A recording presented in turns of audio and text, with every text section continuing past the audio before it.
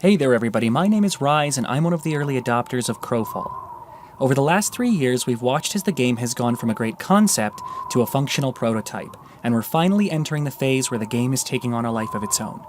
In that spirit, the development team has made it clear that they welcome any and all feedback on the designs as they come into existence. Early on in the game's development, I proposed a lore system, which was a rough collection of ideas based on the early mock-ups. Now that the game is reaching a place where the alpha is actually in sight, I've taken the time to link all of these mismatched ideas into a system which I've dubbed Lore Thralls. Without further ado, let's dive in. Lore, Craft, Objects. The Lorecraft system is broken into 3 basic components: Thralls and Relics, Fittings, and Facets. Thralls and Relics are the base placeable units. These are broken into animate and inanimate objects because necromancers can craft the thralls for both NPCs and monsters, whereas each craft gets a library of relics which they're able to produce. Fittings nest into relics and thralls, and provide the functionality for those creations to actually do something, whereas facets give flair and aesthetic customization to the interactivities and the models which are used by the fittings and the thralls. Think of the thrall as the ring, the fitting is what type of jewel can be equipped, and the facets as the actual stone that turns it into a diamond ring or a ruby pendant. All lore objects come in all rarities, and there's an equivalent craftable by each of the varied artisans, so that there's a reason for each craft to level the tree. Lore Thralls. Though Lore Thralls and Lore Relics are very similar, i.e. they're nameable and the cost of upkeep is dictated by the rarity, they're unique in that only Monster and Lore Thralls can have manner facets equipped to change their model's animation and flavor behavior. Additionally, only Lore Thralls have the Approach Dialogue text that creates a bubble over their head containing a snippet of dialogue as the player approaches. Lore Thralls can be used to begin quests and end them, as well as provide merchant services. Curious on the other functionality? Stay tuned, there's more information on the unique functionality further along in the video. Monster Thralls. Monsters have a unique way of granting a quest. A fitted quest node will activate when the monster is killed. Additionally, they have 2 ways to drop an item. They can drop lore items, but also have the inventory of potential drops which are player crafted. Consumables, gear, and housing items can be set to drop from the mobs spawned by the node, and the EK's admin has control over drop rates and whether the drop is unique to the player. They can also control the spawn distance from the node. The actual spawn location's X and Y coordinates, as well as the monster level and any mob-specific drops, i.e. crafting ingredients, gold, XP, etc., are all dictated on the server level. These are calculated based on the global artcraft tables, and based on the level of the parcel to which the thrall or relic was placed. That way, a level 20 quest is created in a level 20 parcel with level 20 rewards. If, however, the player chooses to place a level 50 reward onto that mob spawn, that's without a doubt their right. Monster Thralls feature an essence facet instead of a manner facet. This allows a variant of the monster to be produced. So if the player wants to have a spider emit smoke, or be made of lava, and leave a trail behind them, then they need to equip a smoke or lava essence facet. Otherwise, it will be a boring old brown spider. Object Relics. Not every quest comes down to talking to someone or killing something. Often, a great story is based on finding an ancient relic, or reading a stone hidden in a forest. In these instances, it's a crafted object relic that a player would turn to. Bearing the appearance of regular crafted items, these inanimate objects have their own lore GUI, and an aura in the world that denotes them as events. And, just like the Lore Thralls, they can be used to start and end quests, as well as merchants.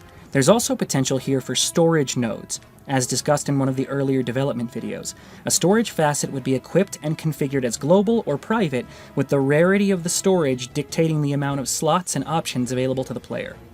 Rather than dialogue, these objects have an optional description which can appear on mouseover in a tooltip and/or in the chat. Objects also have the power to have music or sound effect facets attached to them. These will trigger on use of the object or completion of the quest step. There are other ways to have ongoing sounds or music, but we'll get to that a bit later. Only effect-type essence facets can be equipped to objects, such as smoke, fire, steam, or shadow. Unlike the monsters, the variations on an object are crafted, so there's more freedom for the crafter to decide what to make, and more variation in the crafting process. It also increases the value of the blueprints generated by the crafter.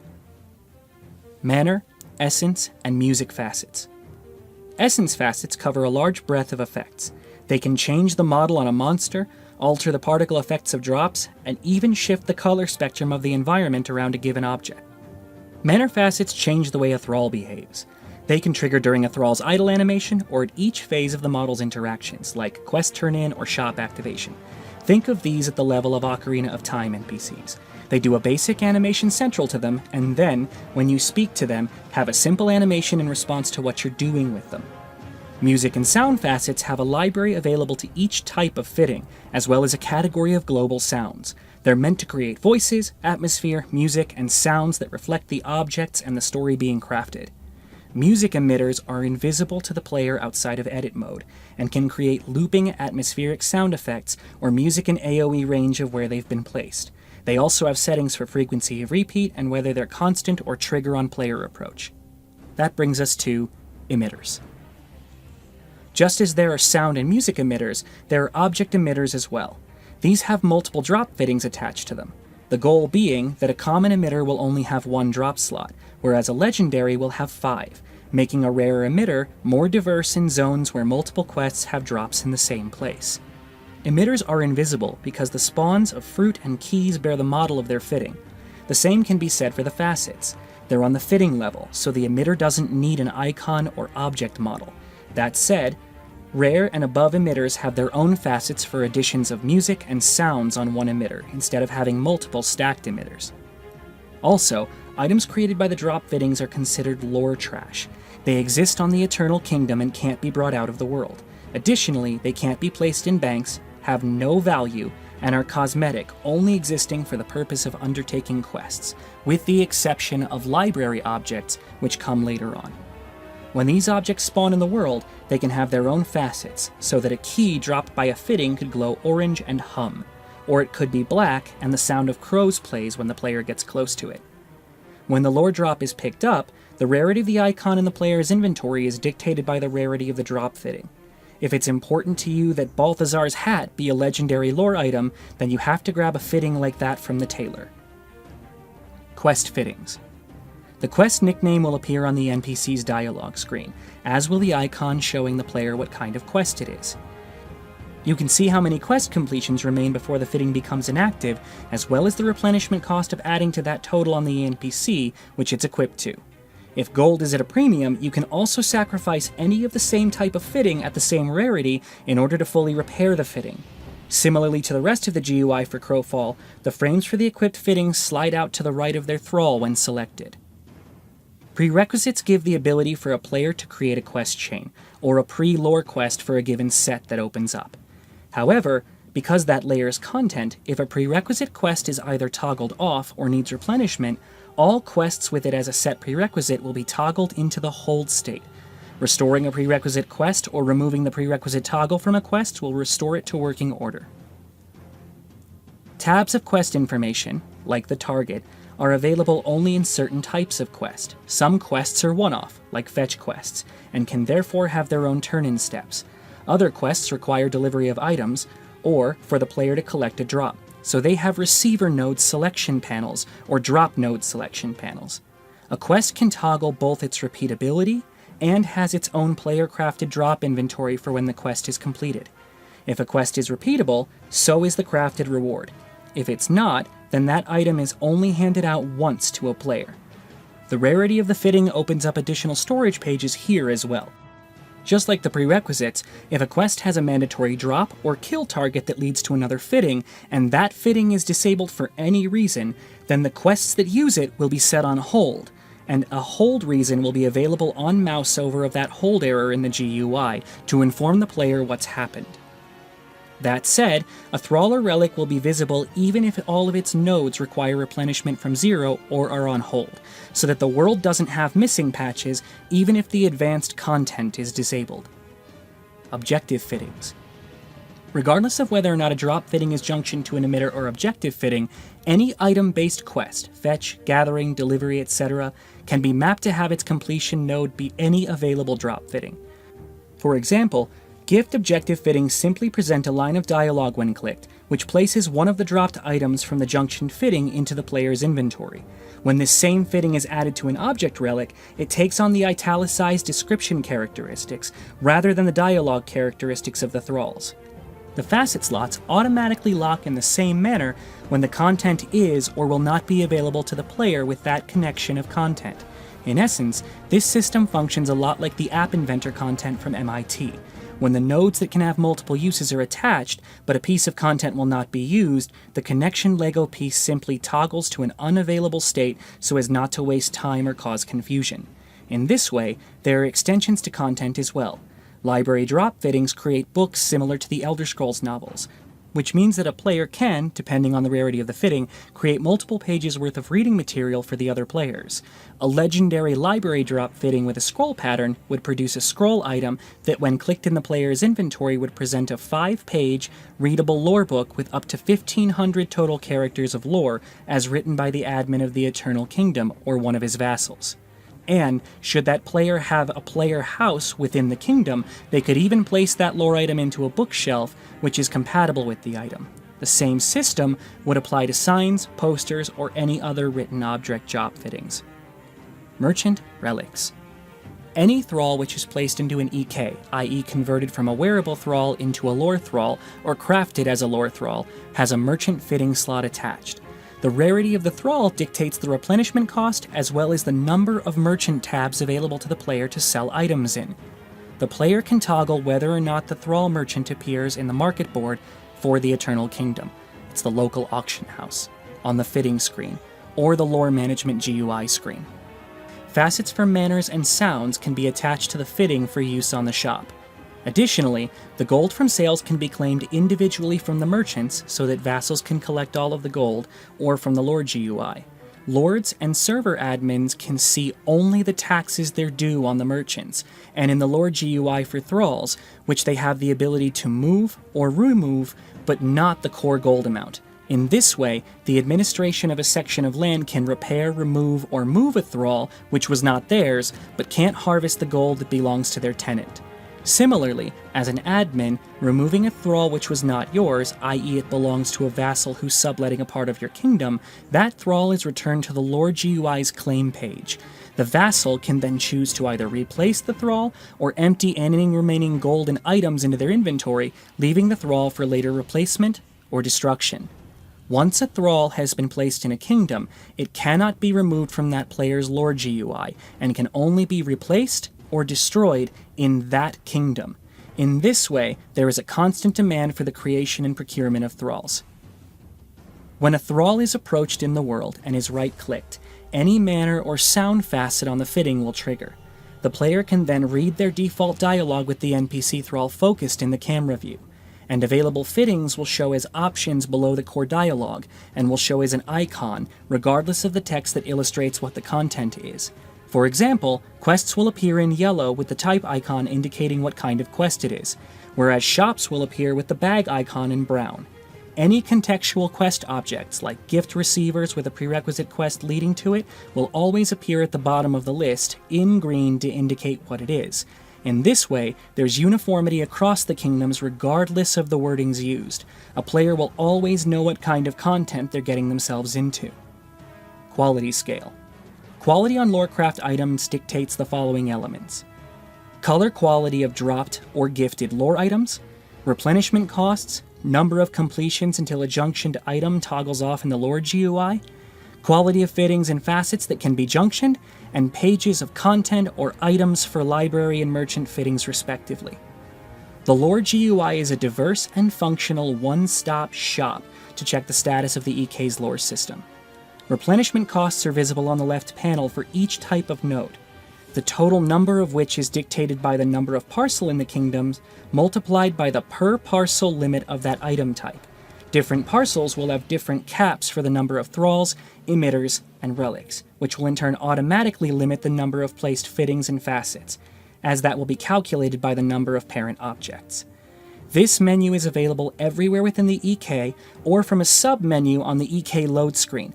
That way a player need not log into an online Eternal Kingdom in order to manage the landowner and vassal replenishments.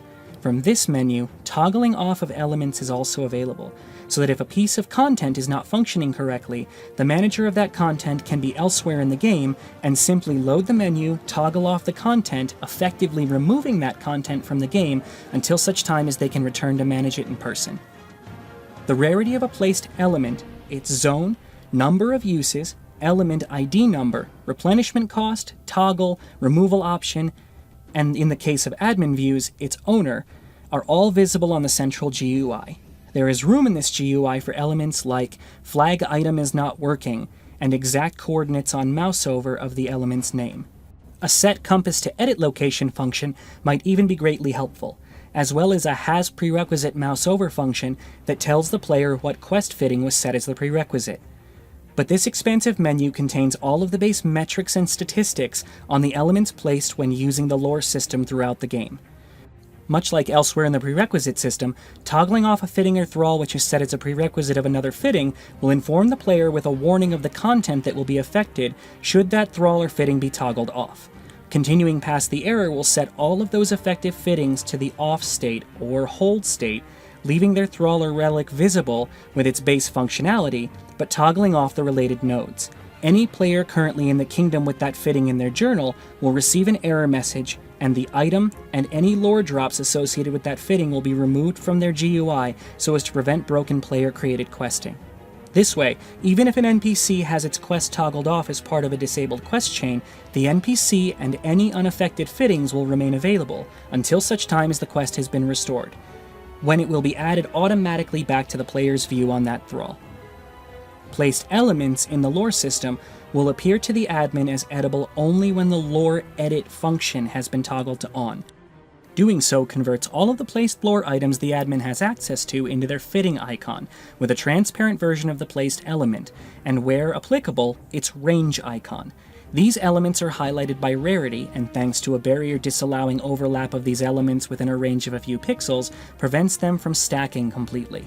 When the element is clicked, a contextual window leading back to the item is presented to the player, allowing them to make edits and changes to the physical placement or the content of the fittings. In the case of exchanging junctions with another item, the player can take unjunctioned fittings and facets from their inventory and bind them to the EK to place them, or grab items from the EK's bound lore items page, the EK lore inventory, and simply drag them to the junction to replace them. Doing so wipes any content in them, so should content be within the window, an error message will be presented to the player. Once the admin is done making changes, those changes will be saved temporarily, but to appear in the world, the Done button must be clicked on the lore edit bar, and those changes must be committed to the world. Otherwise, the changes will never appear. This is to prevent accidental changes, but also to allow a creator to make multiple changes to thralls, emitters, or relics before committing those changes. Lastly, we come to Crowfall relics. This last piece is something slightly different from the rest of the system, and perhaps the most important part of using the lore system to bring the whole world and game together as a united culture. Crowfall relics come in small, medium, and large. Once placed into the world, they take up an empty box in which no other content can be placed.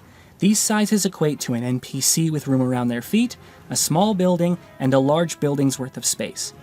The player has no control over these elements once placed. They can remove them, but not edit what's inside. Rather, Artcraft can place any number of events or game elements within them, up to the maximum confines of the available space. Everything from seasonal items, quests, server-curated dungeon entrances, lore-driven cross-game quests, tutorials, special vendors, monster spawns, and more. One of the largest problems plaguing a sandbox MMORPG is that there's very little reason for players to explore the worlds created by others thoroughly. When a player who may or may not have the strongest crafters or best quest design can create a kingdom that can be populated by segments of quests or even curated things on the server level, then a player can explore other curated content in order to gather special event elements and achievements that the admins of an Eternal Kingdom doesn't have to directly control. This also allows for a regular rotation of new content and one-off events as curated by Artcraft into the game's static content, which can span out of the Eternal Kingdoms and back again. From roaming minstrels to Halloween hauntings, and straight into dungeon entrances that randomly open and close, Artcraft retains an element of creativity which incentivizes admins to place them by discounting the taxes on parcels in which they're placed, and access to unique rewards for the kingdom for having players complete the content within their kingdom. Again, all of this is a loose collection of ideas which I brought together to give one possible view of player-curated lore in Crowfall, and the idea is given to Artcraft freely to hopefully inspire this talented design team. It's my hope that I've produced something which is highly expandable, allows for quick toggling of bugged content without destroying the gameplay flow of the kingdoms, is crafter-driven, and a constructive gold sink. A concept that creates a cross-kingdom lore-based economy, but that confines player creativity to the individual kingdoms to minimize the cross-world bloat of player-created content, and which is globally wired to events and achievements to provide players with an incentive to create something meaningful and to explore the creations of others. Thank you for watching, and see you in-game.